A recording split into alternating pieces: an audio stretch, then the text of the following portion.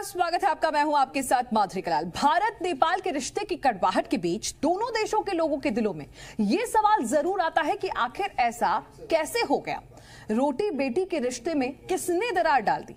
इस शो में हम उसी वजह का खुलासा करने जा रहे हैं। दरअसल नेपाल के बुजुर्ग पीएम खड़ग प्रसाद ओली इस उम्र में दिल दे बैठे। दिल की सौदेबाजी में वो एक हनी ट्रैप में जा फंसे और भारत नेपाल के संबंधों का सौदा कर लिया। ये सारा खेल एक चीनी जासूस ने शुरू किया जो नेपाल में राजदूत का लवादा ओढ़ कर पहुंची थी, जबकि थी वो विष कन्या, जिससे इशकिया करके ओली के दिल डोल गया।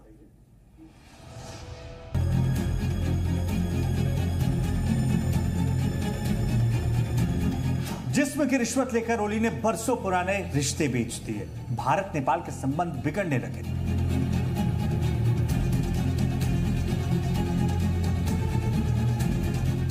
जिस चीन के लिए ओली ने सौदेबाजी की, उसी चीन ने ओली का एमएमएस बना डाला। ओली चीन का शिकार हो चुके थे।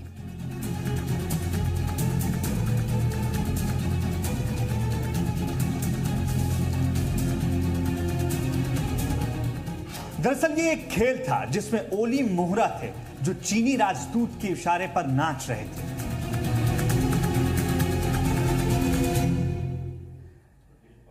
भारत नेपाल के बरसों पुराने संबंध, अचानक से उन संबंधों में दरार आने लगी। दोनों देशों के लोग इस बात पर हैरत में थे कि अचानक से ऐसा क्या होने लगा कि दोनों देशों के बीच विवाद इतना गहरा हो गया कि जो नेपाल भारत को बड़े भाई की तरह मानता था वो आंखें तरेरने लगा। यहां तक कि बॉर्डर के 3 इलाकों को अपने नक्शे में शामिल कर लिया। दरअसल इसके पीछे एक चीन का बड़ा खेल था और उसी खेल को पूरा करने के लिए एक विष कन्या चीन ने नेपाल भेजी।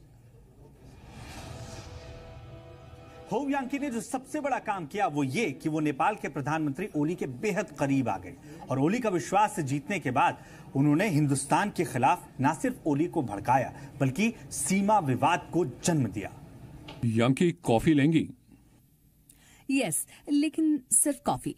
मैं भी ऐसा ही सोच रही थी। सही कहूँ तो नेपाल में आपके जैसा इंटेलिजेंट और सुलझा लीडर कोई और नहीं। थैंक्स यांकी, मैं आपके लिए कुछ भी कर सकता हूँ। आप एक बार कहिए तो सही।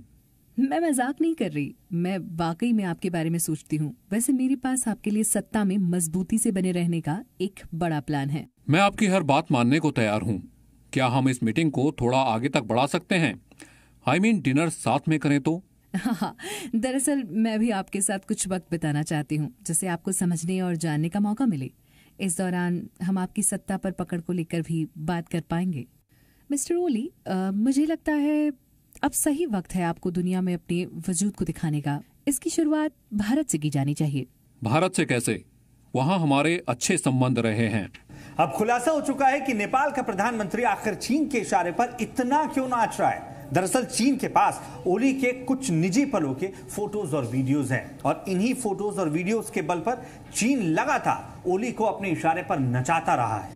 काठमांडू स्थित चीन के राजदूत होउ यांकी को लेकर के काफ़ी खबरें उड़ रही हैं और काफ़ी कुछ कहा जा रहा है। आजकल होउ यांकी बड़े चर्चे में है, न सिर्फ अपनी सुंदरता की वजह से लेकिन इस वजह से भी कि शायद उन्होंने अपनी सुंदरता का उपयोग नेपाली गवर्नमेंट में अपनी घुसपैठ बनाने और चीन के पक्ष में नेपाली सरकार का निर्णय प्रभावित करने के लिए किया है। पहले तो ओली को लगा कि सब कुछ ठीक है, लेकिन विषकन्या ने जब अपना जहर छोड़ना शुरू किया तब तक ओली ड्रैगन के जाल में फंस चुके थे।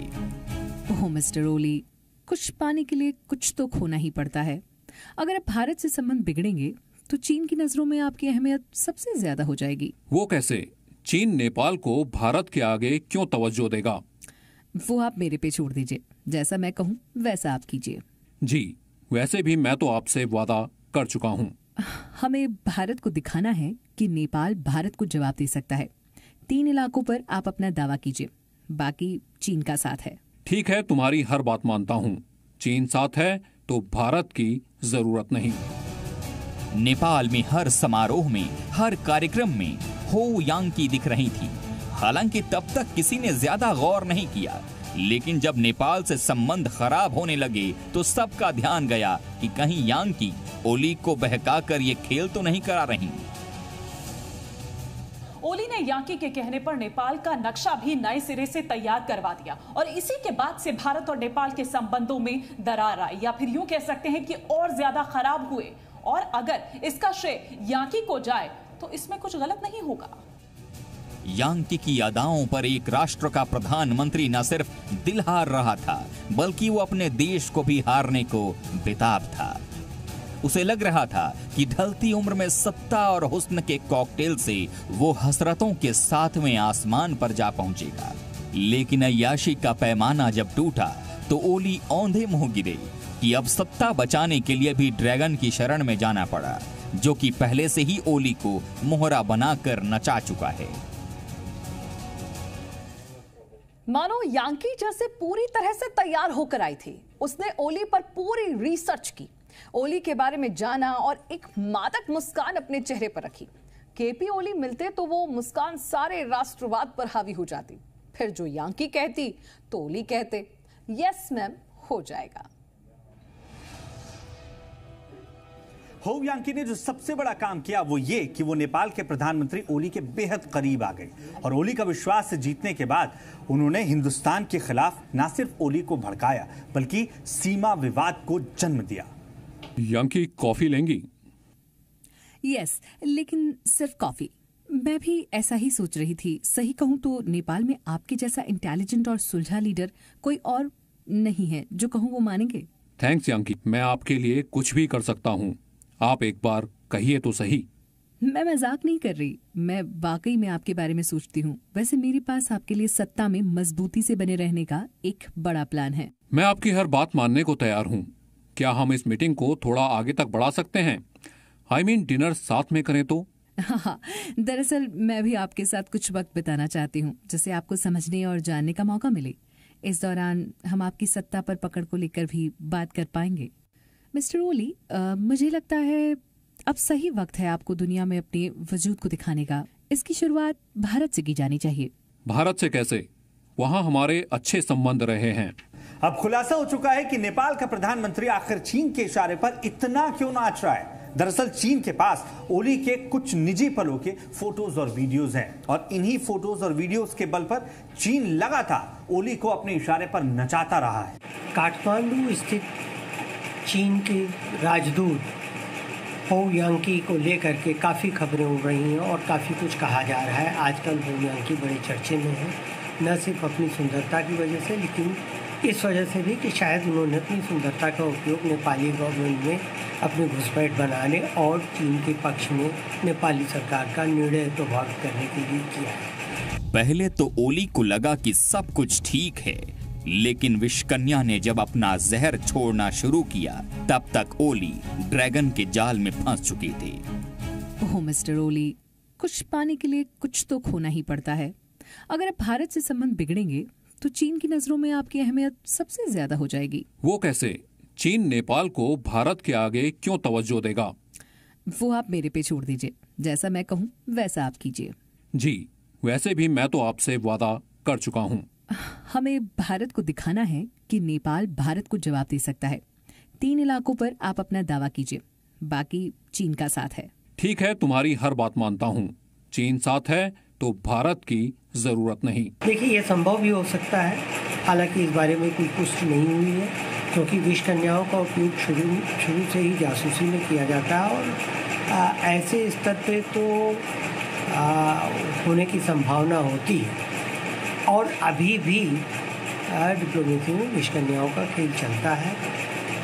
1950 के दशक में एक चीनी महिला ने हमारे दूतावास में स्थित किसी जूनियर अधिकारी को हनी ट्रैप किया था और आप देख ही रहे हैं कि पाकिस्तान वगैरह से कितने हनी ट्रैप करके हमारी सूचनाएं, गोपनीय सूचनाएं मिलिट्री के अधिकारियों और कर्मचारियों से ली जा सकती हैं। ड्रैगन ने सोच समझकर एक गहरी चाल चली, जिसमें ओली फंस गए और नेपाल का काफी नुकसान हो गया, जबकि भारत से कूटनीतिक तौर पर नेपाल के रिश्ते में कड़वाहट घुल गई। ओली को मोहरा बनाकर भारत के खिलाफ बड़ी साजिश अब पूरी तरह बेनकाब हो चुकी है। इसीलिए नेपाल में केपी ओली के इस्तीफे की मांग की तेजी से मांग की जा रही है। जो खेल ड्रैगन ने बनाया वो पलट चुका है। हालांकि अभी भी चीन ओली को गद्दी पर बनाए रखने की पूरी कोशिश में है।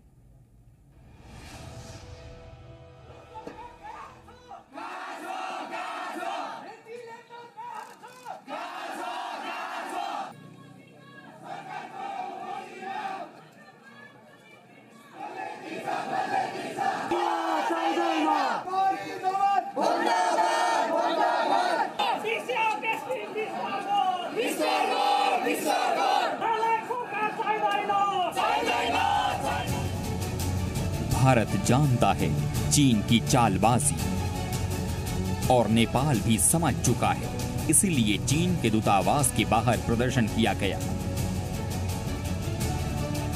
ये गलवान में चीनी हिमाकत के लिए नहीं, बल्कि नेपाल पर चीन की साजिश के लिए।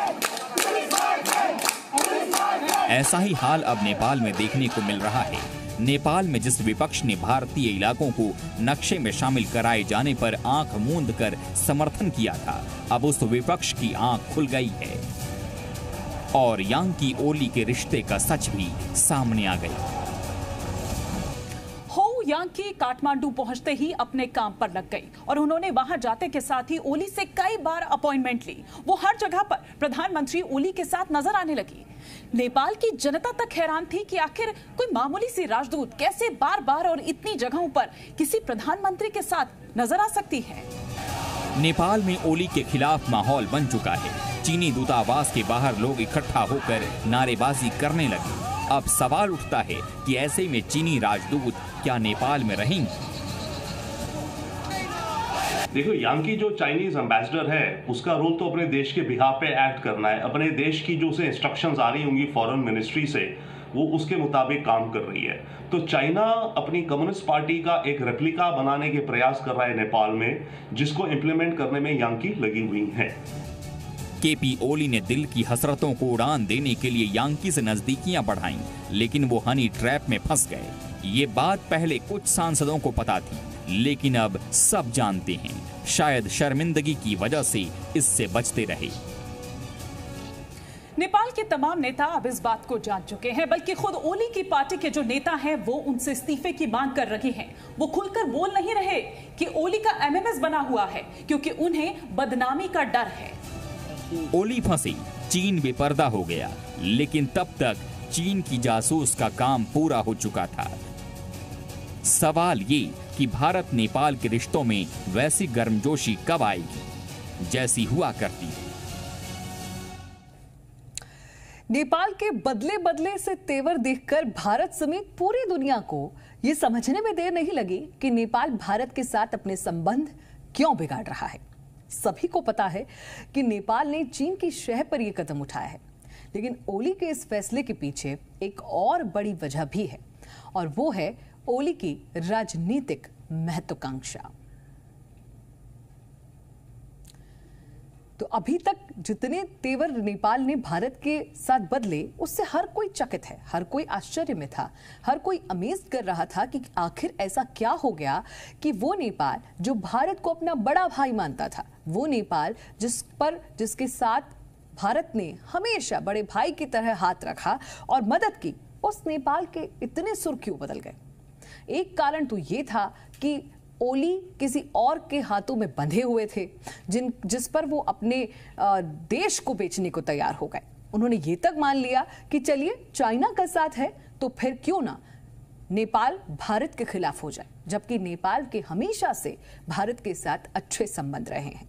नेपाल के इन बदले बदले तेवर को देखकर पूरी दुनिया यही सोचने और समझने में लग गई कि आखिर ये खेल किसने बिगाड़ा। लेकिन ये बहुत जल्दी साफ हो गया कि नेपाल ने चीन की शय पर ही ये कदम उठाया, और अभी भी जब ओली के इस्तीफे की मांग तेजी से जोरों शोरों से चल रही है, तो इसमें भी चाइना कोशिश कर रहा है कि नेपाल के गद्दी पर ओली बने रहे, ताकि उसकी महत्वाकांक्षा, उसकी कूटनीतिक महत्वाकांक्षा पूरी होती रहे। देखिए, एक और बड़ी राजनीतिक वजह ओली की महत्वाकांक्षा के पीछे है। पैकेज देखिए।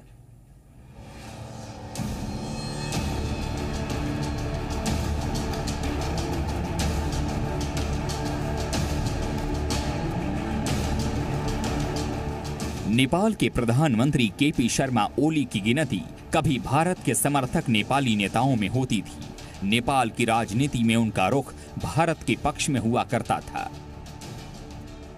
1996 में भारत और नेपाल के बीच हुए ऐतिहासिक महाकाली संधि में ओली की बड़ी भूमिका मानी जाती है। ओली 1990 के दशक में नेपाल में कैबिनेट मंत्री हुआ करते थे। वो 2007 तक नेपाल के विदेश मंत्री भी रहे थे। इस दौरान ओली के भारत से काफी अच्छे ताल्लुकात थे।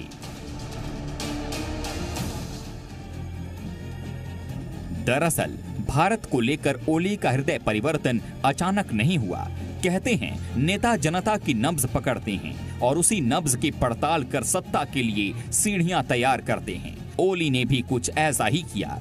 दरअसल नेपाल एक लैंडलॉक्ड देश है जो अपनी ज्यादातर जरूरतों के लिए भारत पर निर्भर है। 2015 में भारत नेपाल के नए संविधान से संतुष्ट नहीं था। भारतीय मूल के मधेसियों के साथ नए संविधान में भेदभाव को देखते हुए भारत ने नेपाली सीमाओं पर अघोषित नाकाबंदी कर दी थी। इस वजह से नेपाल में जरूरी सामानों की भारी किल्लत हो गई, जिससे वहां की जनता में भारत के खिलाफ नाराजगी बढ़ने लगी थी। ओली ने जनता की इस नाराजगी को 2015 के चुनावों में भुनाया और अपनी जनता से भारत पर निर्भरता कम करने के साथ चीन से संबंध बढ़ाने का वादा किया।